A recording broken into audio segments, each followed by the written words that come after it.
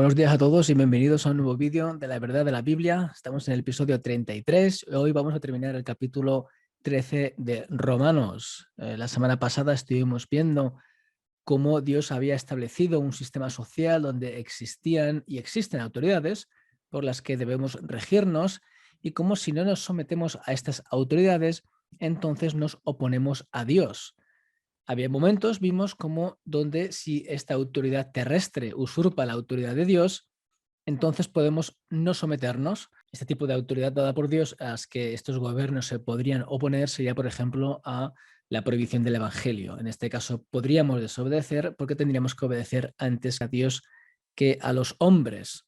Vimos también cómo estas autoridades impuestas por Dios tienen como propósito el bienestar general del pueblo, de tratarlo justamente, y cómo Dios utiliza esta autoridad para castigar a las personas que son malas o que hacen el mal, y cómo obedecer a las autoridades no tiene por qué ser por causa de miedo y de castigo, sino también por conciencia, y explicamos cómo esto implicaba que el Estado no nos viese hacer algo que fuese en contra de la ley. Esto no implicaba que no fuese pecado, porque por nuestra conciencia nos acusaría de que es pecado al ir en contra de las leyes y, por lo tanto, en contra de lo que el Señor ha establecido. Y como también teníamos que pagar nuestros tributos a los gobiernos y respetarlos y honrarlos. ¿Vale? Estuvimos viendo este punto muy importante y ahora vamos a ver lo que dice ahora. Versículo 8, no debáis a nadie nada, sino el amaros unos a otros, porque el que ama al prójimo ha cumplido la ley. La noción del deber viene precedida de lo que viene justo de decir en el versículo 7, cuando dice lo siguiente: pagad a los que debéis, es la palabra debéis ahí, al que tributo, tributo, al que impuesto, impuesto, al que respeto, respeto, al que honra, honra, no debáis nada a nadie, versículo 8 que estamos viendo hoy, sino al amaros unos a otros, porque el que ama al prójimo ha cumplido la ley. Cuando dice no debáis a nadie nada, sino al amaros unos a otros, la palabra que Pablo utiliza en el versículo 7 es ofeilé, donde tiene la noción de deuda, en el versículo 7 que hemos visto antes. Y en el versículo 8 que dice ahora, Pablo utiliza ofeilo, que implica deber o ser deudor. Por lo tanto, parece que existe una clara conexión entre cómo cristianos, en lo que se refiere a deuda, debemos tener una cuenta limpia con los demás. Sin embargo, existe una deuda a la que todos estamos sujetos y debemos de tener siempre presente. Y esta deuda, que es la que se permite que los cristianos tengamos siempre, es la del amarnos unos a los otros. Por eso cuando dice sin el amaros unos a otros, aquí surge este concepto del amar a todos sin excepción de personas, como Jesús predicó en su mensaje. Mateo 5, 44, 45 dice: pero yo os digo, amad a vuestros enemigos, bendecid a los que os maldicen, haced bien a los que os aborrecen y orad por los que os ultrajan y os persiguen, para que seáis hijos de vuestro Padre que está en los cielos, que hace salir su sol sobre malos y buenos, y que hace llover sobre justos e injustos. Vamos a ver aquí un importante concepto sobre la deuda que tenemos que entender. Las palabras que dice aquí Pablo no significan que deber algo a alguien o que alguien nos deba algo sea en sí pecado. De hecho, Jesús nos recuerda esto en Mateo 5:42, cuando dice: al que te pida, dale, y al que quiera tomar de ti prestado, no se lo rehuses. En los Salmos, por ejemplo, también vemos este concepto. Aquí ponemos dos ejemplos. En el 111:5, el hombre de bien tiene misericordia y presta, gobierna sus asuntos con juicio. Y el 37:21, el impío toma prestado y no paga, mas el justo tiene misericordia y da. También esto lo vemos en la ley que el Señor dio a su pueblo, lo cual implica que el prestar es algo bueno que tiene que estar en nuestro corazón. Deuteronomio 15, 7 al 11, cuando haya en medio de ti menesteroso de alguno de tus hermanos en alguna de tus ciudades, en la tierra que Jehová tu Dios te da, no endurcerás tu corazón, ni cerrarás tu mano contra tu hermano pobre, sino abrirás a él tu mano liberalmente y en efecto le prestarás lo que necesite. Vemos aquí este concepto. Guárdate de tener en tu corazón pensamiento perverso, diciendo: cerca está el año séptimo y de la remisión, y mires con malos ojos a tu hermano menesteroso para no darle, porque él podrá clamar contra ti a Jehová y se te contará por pecado. Sin falta le darás y no serás de mezquino corazón cuando le des, porque por ello te bendecirá Jehová tu Dios, en todos tus hechos y en todo lo que emprendas, porque no faltarán menesterosos en medio de la tierra. Por eso yo te mando diciendo, abrirás tu mano a tu hermano, al pobre y al menesteroso en tu tierra. Y aquí vemos este concepto que habla también del año séptimo, que es muy importante, que me gustaría que si podéis o si tenéis tiempo, que lo miréis para ver lo profundo que es este mensaje y lo profundo que es lo que viene aquí a decir el Señor en lo que requiere a prestar o a dar a alguien, ¿no? Como hermano. Y es más, existen más ejemplos de cómo se debe de prestar, pero también las intenciones. El que presta tiene que hacerlo sin usura o sin interés. Esto implica que el fin del prestar dinero no tiene que ser para ganar más de lo prestado. Esto lo vemos en Levítico 25, 35 al 38, cuando dice, y cuando tu hermano empobreciere y se acogiera a ti, tú lo ampararás, como forastero y extranjero vivirá contigo. No tomarás de él usura ni ganancia, sino tendrás temor de tu Dios y tu hermano vivirá contigo. Y ahora aquí viene cuando dice, no le darás tu dinero a usura ni tus bienes a ganancia. Yo, Jehová vuestro Dios, que os saqué de la tierra de Egipto para daros la tierra de Canaán, para ser vuestro Dios. Importante también aquí este concepto en Éxodo 22, 25, cuando prestares dinero a uno de mi pueblo, al pobre que está contigo, no te portarás con él como logrero, ni le impondrás usura. Aquí vemos cómo existe este tipo de concepto de cómo hay que prestar, pero sin ganas de tener que recibir este tipo de interés y ganar dinero entre hermanos. Es lo que aquí vemos que dice el Señor. Por lo tanto, no se puede decir que Pablo está diciendo que no se puede deber nada a nadie, sino que paguemos nuestras deudas, como él mismo dice en el versículo 7. También cabe la posibilidad de que las intenciones sean las de limitar lo más posible estas prácticas, pues pueden inducir a problemas y divisiones entre hermanos. Uno, porque la persona que ha sido prestada no devuelve nunca el dinero y cause fricciones, y dos, porque la persona que presta lo hace con motivos de ganancia y por lo tanto motivos pecaminosos, que son los que hemos visto que el Señor no quería con su pueblo, ¿vale? Seguimos con la segunda parte. No debáis nada a nadie, sino el amaros unos a otros. Y aquí dice ahora, porque el que ama al prójimo ha cumplido la ley. Aquí vimos cómo Pablo introduce el amor al prójimo. La palabra que Pablo utiliza como prójimo es heteros, que tiene esta connotación de prójimo, la otra persona, etc. Al Pablo decir ha cumplido la ley, esto parece indicar que hace referencia a la ley mosaica que se ve reflejada en Levítico 19:18, junto con el versículo 9. Vemos aquí cuando dice no debáis nada a nadie, sino de amaros unos a otros, porque el que ama al prójimo ha cumplido la ley. Vemos aquí Levítico 19:18, no te vengarás ni guardarás rencor a los hijos de tu pueblo, sino amarás a tu prójimo como a ti mismo, yo Jehová. Aquí vemos, por lo tanto, este concepto que se refiere posiblemente a la ley Moisés, que veremos más detalle de esto después. Sin embargo, aparte de esto, es también muy posible que lo que Pablo tuviera en mente son las palabras de Jesús, donde nombra este mandamiento de Levítico como el segundo más importante en Mateo 22, 37 al 40, cuando dice aquí, Jesús le dijo, amarás al Señor tu Dios con todo tu corazón y con toda tu alma y con toda tu mente. Este es el primero y grande mandamiento, y el segundo es semejante, amarás a tu prójimo como a ti mismo. De estos dos mandamientos depende toda la ley y los profetas. Estos dos mandamientos son los más importantes, puesto que de ellos depende toda la ley y los profetas, como el mismo Jesús dice. Esto también recuerda al nuevo mandamiento que Jesús dio en Juan 13, 34 al 35, donde el ejemplo del amor de los unos a los otros está basado en el amor que Jesús ha demostrado por ellos. Aquí vemos cuando dice, un mandamiento nuevo os doy, que os améis unos a otros como yo os he amado, que también os améis unos a otros. En esto conocerán todos que sois mis discípulos, si tuvierais amor los unos con los otros. Todo esto, por lo tanto, parece indicar lo que Pablo también menciona en otros lugares como la ley de Cristo, esta ley que está reflejada en el amor los unos por los otros, como Jesús también nos amó, y esta ley reflejada en estos dos grandes mandamientos, ¿no? En Gálatas 6, 1 al 2 dice, hermanos, si alguno fuere sorprendido en alguna falta, vosotros que sois espirituales, restauradle con espíritu de mansedumbre, considerándote a ti mismo, no sea que tú también seas tentado, sobrellevad los unos las cargas de los otros, y dice ahora, y cumplid así la ley de Cristo. Seguimos versículo 9 al 10, porque no adulterarás, no matarás, no hurtarás, no dirás falso testimonio, no codiciarás y cualquier otro mandamiento en esta sentencia se resume, amarás a tu prójimo como a ti mismo.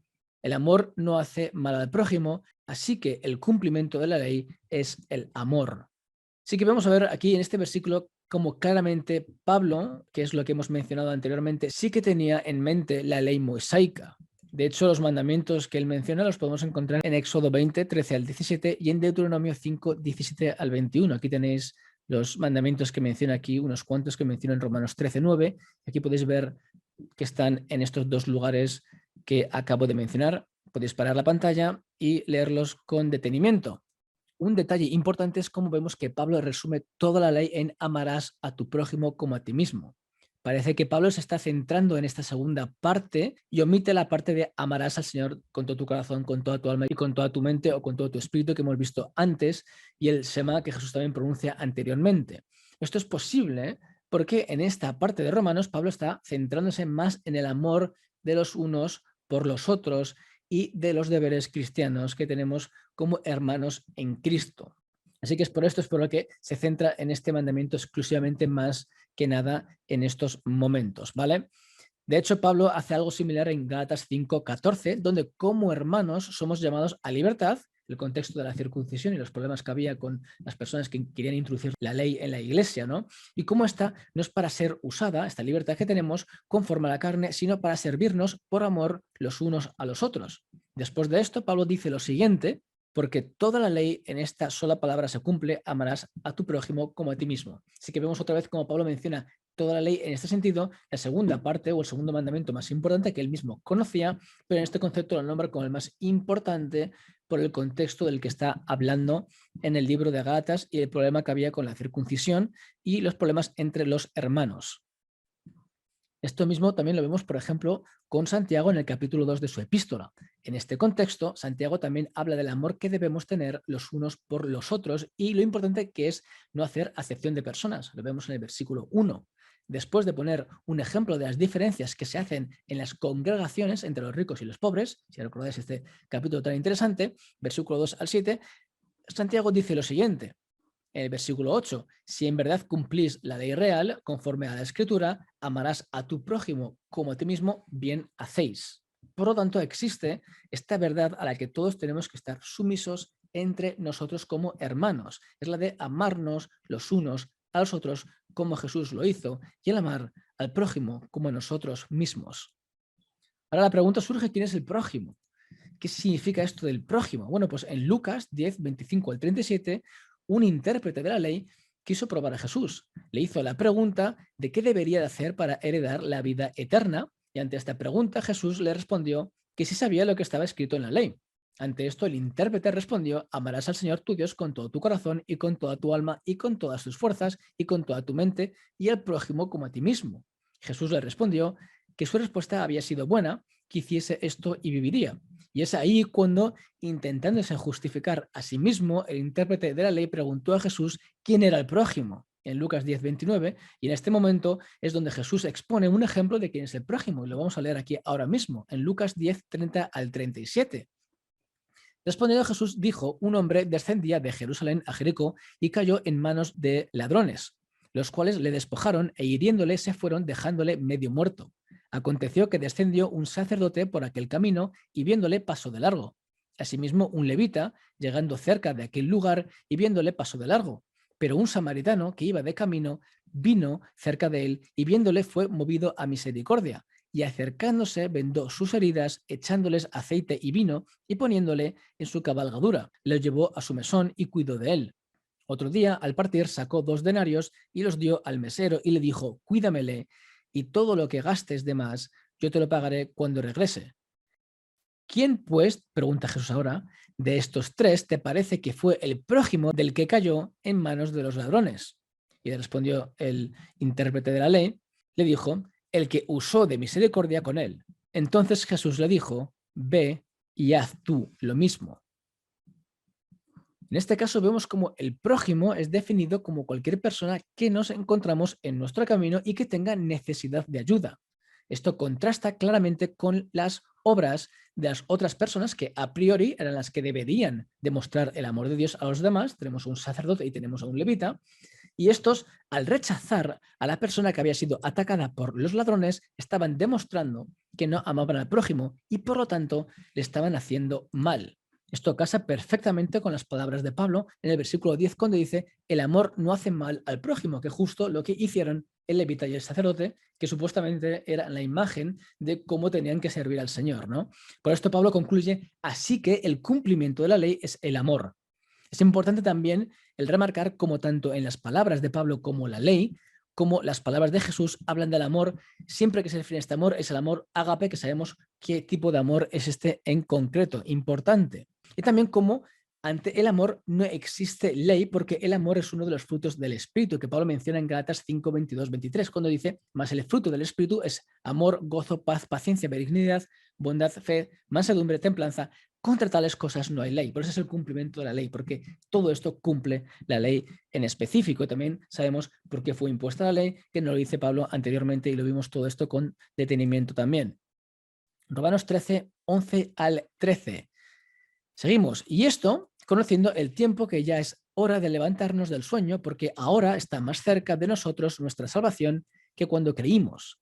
La noche está avanzada y se acerca el día. Desechemos pues las obras de las tinieblas y vistámonos las armas de la luz. Andemos como de día honestamente, no en glutonerías y borracheras, no en lujurias y lascivias, no en contiendas y envidia, sino vestíos del Señor Jesucristo y no proveáis para los deseos de la carne.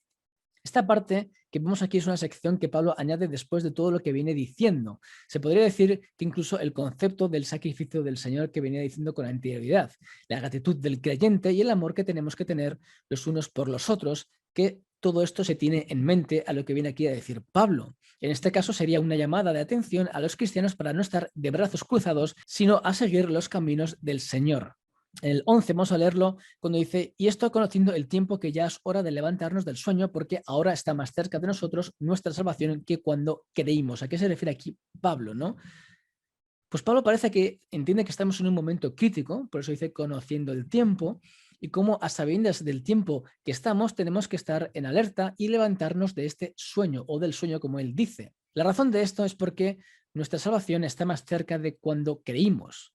Y esta referencia es muy posible que se refiera a la segunda venida de Cristo, que es lo más posible. Según el comentario del contexto cultural de la Biblia, dice lo siguiente: los filósofos algunas veces decían que un alma desatenta a las cosas espirituales estaba dormida. La imagen que Pablo presenta de dormir a la luz del inminente retorno de Cristo probablemente hace eco a la propia enseñanza de Jesús en Mateo 24, 43 y Marcos 13, 36, que vamos a leer ahora, cuando dice lo siguiente, en Mateo 24, 42 o 44: velad pues, porque no sabéis a qué hora ha de venir vuestro Señor, pero sabed esto, que si el padre de familia supiese a qué hora el ladrón habría de venir, velaría y no dejaría minar su casa. Por tanto, también vosotros estad preparados, porque el Hijo del Hombre vendrá a la hora que no pensáis. Y en Marcos 13, 35 al 37, velad pues, porque no sabéis cuándo vendrá el Señor de la casa, si al anochecer o a la medianoche, o al canto del gallo o a la mañana, para que cuando venga de repente no os halléis durmiendo. Y lo que a vosotros digo, a todos digo: velad, algo para todo el mundo, cómo tenemos que hacerlo. Ahora bien, esto es muy importante entender que esto no indica que Pablo quisiese decir que la segunda venida de Cristo iba a ocurrir en ese momento específico donde estaban ellos viviendo. Pero parece que tenían que estar preparados y tener ese corazón y vida entregada a Jesús de todas maneras. Algo parecido a lo que menciona en 2 de Tesalonicenses 2, 1 al 12. Así que esto no indica que Pablo pensase que Jesús iba a venir, o que fuese una profecía de que Jesús iba a venir en ese momento dado, sino de que todos teníamos que estar preparados porque no sabíamos cuando Jesús vendría de nuevo. Esto es muy importante porque tenemos que tenerlo en mente, y estas mismas palabras que Pablo aquí dice aquí a los romanos se aplican a nosotros en su totalidad. Versículo 12. La noche está avanzada y se acerca el día. Desechemos pues las obras de las tinieblas y vistámonos las armas de la luz. Aquí es posible que Pablo se refiere a la noche avanzada como los momentos en los que estamos. Estos tiempos de tinieblas en los que no debemos estar dormidos. Versículo 11, recordamos. El día, en este sentido, indicaría la venida del Señor. Las tinieblas o la noche representaría el mundo en el que vivimos, donde podemos estar cegados y dormidos o podemos estar despiertos, velando en la luz que viene de Dios. Este concepto de la luz y de las tinieblas es algo que vemos mucho en la Biblia. Un ejemplo lo tenemos con la llegada de Jesús en Juan 1. En el principio era el Verbo, y el Verbo era con Dios, y el Verbo era Dios. Este era en el principio con Dios. Todas las cosas por él fueron hechas, y sin él nada de lo que ha sido hecho fue hecho. En él estaba la vida, y la vida era la luz de los hombres. La luz en las tinieblas resplandece, y las tinieblas no prevalecieron contra ella. Aquí vemos este concepto otra vez. En Primera de Tesalonicenses 5, 1 al 8, vemos cómo Pablo también utiliza un lenguaje similar, hablando de la segunda venida del Señor y cómo ésta sería como ladrón en la noche, que es el mismo concepto utilizado por Jesús en Mateo 24, 43, que hemos leído, Lucas también 12, 39 al 40, y por Pedro en segunda de Pedro 3, 9 al 10. Pablo explica que los cristianos no están en las tinieblas ni son de la noche, sino son hijos de luz y del día. Vemos aquí cuando dice Primera de Tesalonicenses 5, 1 al 8, pero acerca de los tiempos y de las ocasiones no tenéis necesidad, hermanos, de que yo os escriba, porque vosotros sabéis perfectamente que el día del Señor vendrá así como ladrón en la noche, que cuando digan paz y seguridad, entonces vendrá sobre ellos destrucción repentina, como los dolores a la mujer encinta, y no escaparán. Mas vosotros, hermanos, no estáis en tinieblas, para que aquel día os sorprenda como ladrón.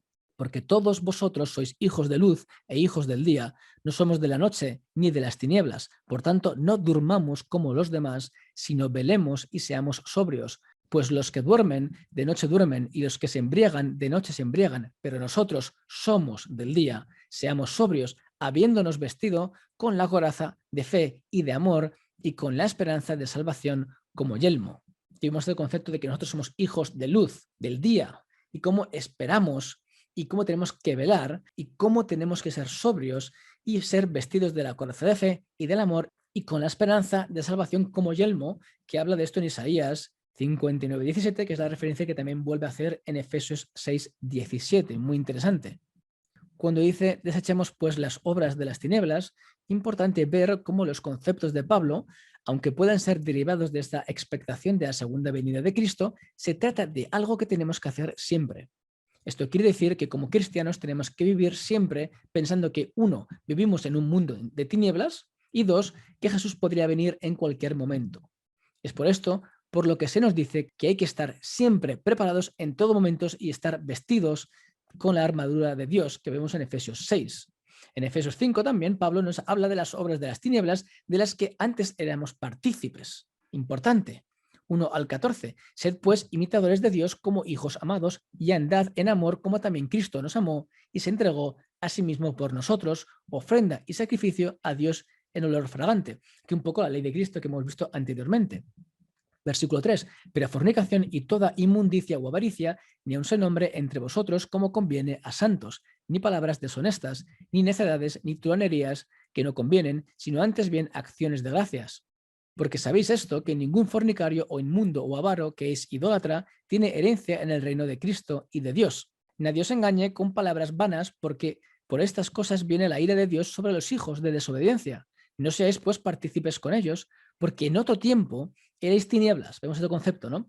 Mas ahora sois luz en el Señor, andad como hijos de luz. Este mandato o esta forma de decir que tenemos que hacerlo nosotros, porque somos hijos de luz, tenemos que andar como hijos de luz. El versículo 9, porque el fruto del Espíritu es toda bondad, justicia y verdad, comprobando lo que es agradable al Señor. Y no participéis, importante lo que viene aquí también a decir ahora en Romanos, en las obras infructuosas de las que tinieblas, sino más bien reprendedlas, porque vergonzoso es aún hablar de lo que ellos hacen en secreto. Mas todas las cosas, cuando son puestas en evidencia por la luz, de donde somos nosotros, son hechas manifiestas, porque la luz, que sabemos nosotros que es Cristo, ¿no?, es lo que manifiesta todo. Por lo cual dice, despiértate tú que duermes y levántate de los muertos y te alumbrará Cristo. Importantísimo. Vemos aquí cómo existe este concepto de despertarse si dormimos y levantarnos de los muertos porque somos vivos en Cristo. ¿Y quién te alumbrará? Cristo, que es la luz. Y por eso somos hijos de luz. Interesantísimo, ¿no? Vemos cómo Pablo enfatiza en la diferencia de las obras de las tinieblas, que son específicamente las que practican los hijos de desobediencia, y cómo no tenemos que ser partícipes con ellos por esta misma razón. Al ser hijos de luz, tenemos que andar como hijos de luz sin participar de estas obras de las tinieblas, sino tenemos que reprenderlas, no nos tienen ni que gustar. Y después hemos visto, como dice Pablo, despiértate tú que duermes y cómo te alumbrará Cristo, que demuestra que los hijos de luz andan en la luz, son despertados por Cristo y Cristo es la luz. Este concepto de velar también lo vemos en 1 Corintios 15, 31 al 34, y Pablo, muy interesantemente, lo contrapone al pecar. pues el pecado pertenece a las tinieblas. Dice aquí, 1 Corintios 15, 31 al 34, os aseguro, hermanos, por la gloria que de vosotros tengo en nuestro Señor Jesucristo, que cada día muero. Si como hombre batallé en Éfeso contra fieras, ¿qué me aprovecha? Si los muertos no resucitan, comamos y bebamos porque mañana moriremos. No erréis, las malas conversaciones corrompen las buenas costumbres. Velad debidamente y no pequéis, porque algunos no conocen a Dios, para vergüenza vuestra lo digo. Vemos aquí el contraste, velad debidamente, como cristianos tenemos que velar, y no pequéis, practicar estas obras de las tinieblas que tenemos que reprender. Y luego dice, vistámonos las armas de la luz.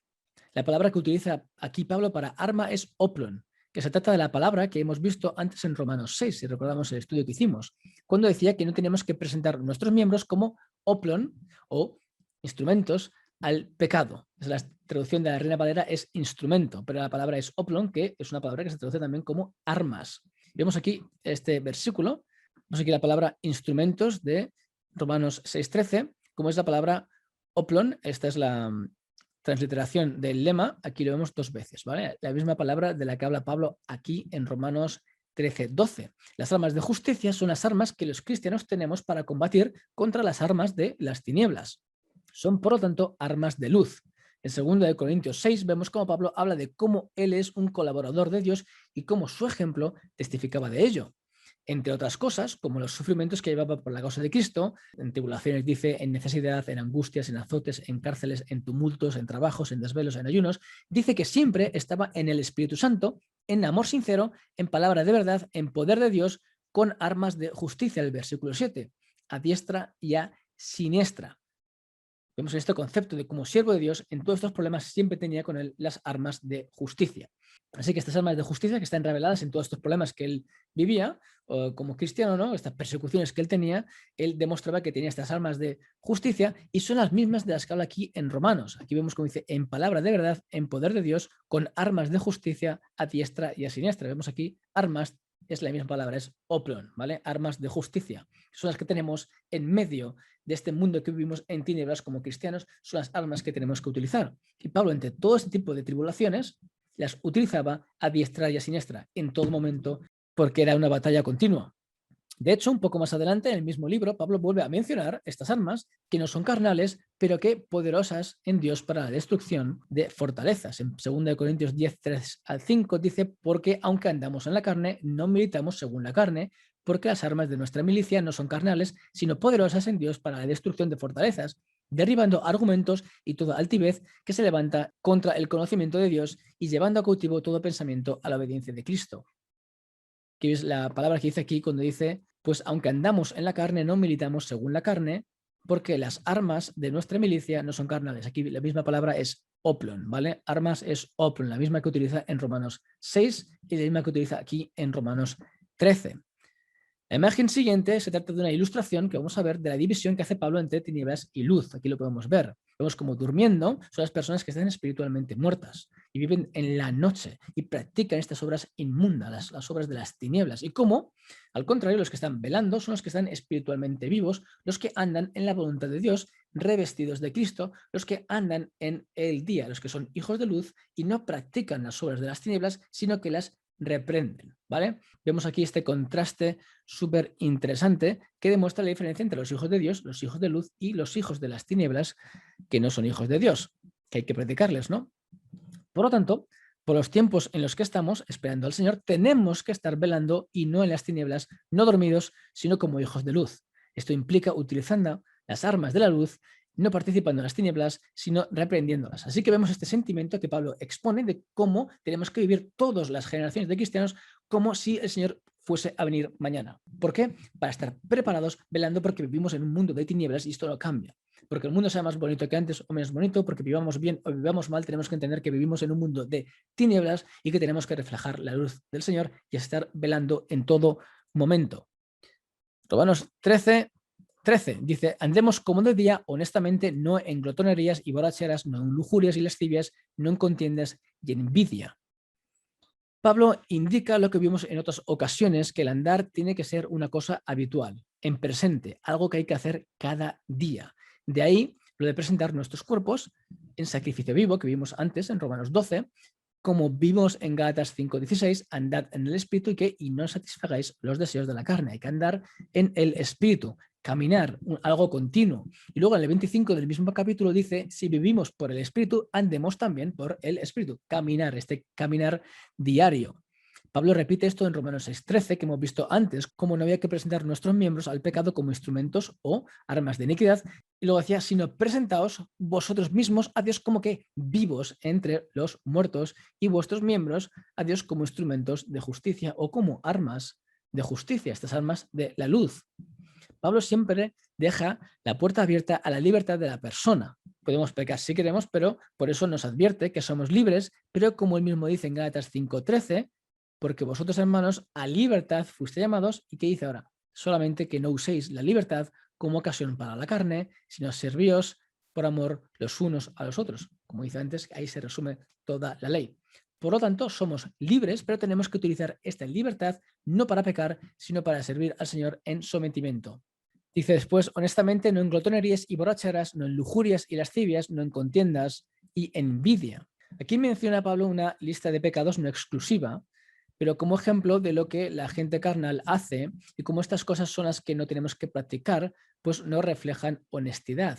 Esta honestidad representa la vida del cristiano que sirve al Señor de verdad. Para Pablo, este tipo de actos en los que podemos caer pero no practicar, los asemeja a la gente carnal. En 1 Corintios 6:9-11 dice, ¿no sabéis que los injustos no heredarán el reino de Dios? No erréis ni los fornicarios, ni los idólatras, ni los adúlteros, ni los afeminados, ni los que se echan con varones, ni los ladrones, ni los avaros, ni los borrachos, ni los maldicientes, ni los estafadores heredarán el reino de Dios. Y esto erais algunos, mas ya habéis sido lavados, ya habéis sido santificados, ya habéis sido justificados en el nombre del Señor Jesús y por el Espíritu de nuestro Dios.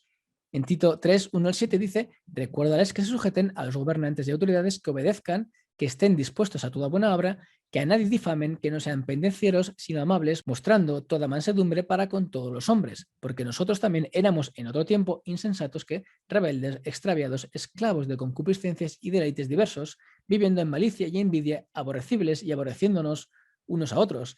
Pero cuando se manifestó la bondad de Dios nuestro Salvador y su amor para con nosotros, nos salvó no por obras de justicia que nosotros hubiéramos hecho, sino por su misericordia, por el lavamiento de la regeneración y por la renovación en el Espíritu Santo, el cual derramó en nosotros abundantemente por Jesucristo nuestro Salvador, para que, justificados por su gracia, viniésemos a ser herederos conforme a la esperanza de la vida eternas. Así que vemos esta diferencia entre el antiguo hombre y el nuevo hombre, ¿no? Y las obras que se hacían en las tinieblas con las que se tienen que hacer ahora en la luz y cómo tenemos que reprender las obras de las tinieblas. Y versículo 14, sino vestíos del Señor Jesucristo y no proveáis para los deseos de la carne. Aquí una vez más vemos las vestiduras santas del nuevo creyente, como tenemos que estar vestidos de Cristo. En Efesios 4:24 dice, y vestíos del nuevo hombre, creado según Dios en la justicia y santidad de la verdad, que demuestra este caminar cristiano de santidad, ¿no? Y no caminar en la carne. Colosenses 3:9-10, no mentéis los unos a los otros, habiéndoos despojados del viejo hombre con sus hechos. Esto, los hechos, se está diciendo de los actos de pecaminosos. Hay que despojaros y tienen que desaparecer esos actos y revestiros del nuevo, el cual conforme a la imagen del que lo creó, se va renovando hasta el conocimiento pleno. Nos vamos renovando, ¿vale? No somos perfectos, pero nos vamos renovando, ¿vale? No es una práctica del pecado. Como Pablo dice que no tenemos que andar en el pecado. Y en Gálatas 3:24-29, de manera que la ley ha sido nuestro ayo para llevarnos a Cristo a fin de que fuésemos justificados por la fe. Pero venida la fe, ya no estamos bajo ayo, pues todos sois hijos de Dios por la fe en Cristo Jesús, porque todos los que habéis sido bautizados en Cristo, de Cristo estáis revestidos. Pues dice vestidos del Señor Jesucristo en este versículo 14. Y es cuando dice, ya no hay judío, ni griego, ni esclavo, ni libre, no hay varón, ni mujer, porque todos vosotros sois uno en Cristo Jesús, y si vosotros sois de Cristo, ciertamente el linaje de Abraham sois herederos según la promesa. ¿Vale? Importantísimo. Y luego dice, y no proveáis para los deseos de la carne. Otra vez nos enseña, nos está advirtiendo que tenemos que estar vestidos de Cristo y no proveer para los deseos de la carne. En otras palabras, vuestra visión, Cristo y no la carne. Colosenses 3:2-4, que dice, poned la mira en las cosas de arriba, no en las de la tierra, que son tinieblas, ¿no? Porque habéis muerto y vuestra vida está escondida con Cristo en Dios. Cuando Cristo vuestra vida se manifieste, entonces vosotros también seréis manifestados con Él en gloria. Es el día que estamos esperando. Si sigue todavía la noche, llegará este día que todos tenemos que esperar. Desde esa época hasta ahora y hasta el futuro, hasta el que el Señor venga, viviendo con ese tipo de mentalidad. Estamos en un mundo de tinieblas, pero somos luz. No practicamos las obras de las tinieblas, sino las reprendemos. Hebreos 12:2. Puesto los ojos en Jesús, el autor y consumador de la fe, el cual por el gozo puesto delante del sufrió en la cruz, menospreciando el oprobio, y se sentó a la diestra del trono de Dios. Versículo muy interesante e importante. Así que, ¿qué es lo que hemos visto hoy? Hoy hemos visto lo siguiente. Tenemos que saldar las deudas que tenemos y que hay una deuda que siempre tenemos que tener y se nos permite tener, que es la de el amarnos los unos a los otros. Esta deuda siempre va a ser algo que tengamos que tener todos presente, la única que se nos dice que podemos tener en cualquier momento y que no tendremos que saldar. Tenemos siempre que amar los unos a los otros. Vemos cómo el amor no hace mal al prójimo y vimos cómo es el ejemplo de un prójimo, cómo Jesús lo expuso de una manera muy impresionante, ¿no? Estamos en un momento de lucha espiritual entre tinieblas y la luz. Estamos esperando la segunda venida de Cristo y vemos cómo tenemos que levantarnos del sueño, desechar las obras de las tinieblas y vestirnos con las armas de la luz, que son estas armas espirituales que no son carnales. Vemos cómo el mundo está en tinieblas, pero nosotros tenemos que andar en esta luz, que es Cristo, vestidos del Señor Jesús y no satisfaciendo las obras de la carne, sino reprendiéndolas. Así que es una parte muy interesante de cómo tenemos que servir al Señor, de cómo el mundo está en tinieblas, de cómo esperamos la segunda venida de Cristo, todos nosotros siempre, y esta mira puesta en Cristo implica que tenemos que ser hijos de luz y actuar, como dice Pablo, como hijos de luz. Por lo tanto, desechando las obras de las tinieblas, no regocijando en los pecados de los demás, que no nos gusten las cosas del mundo, sino que busquemos al Señor en todo momento. Y con esto terminamos el estudio de hoy. Hermanos, que el Señor lo bendiga y nos vemos la semana que viene con el capítulo 14 de Romanos.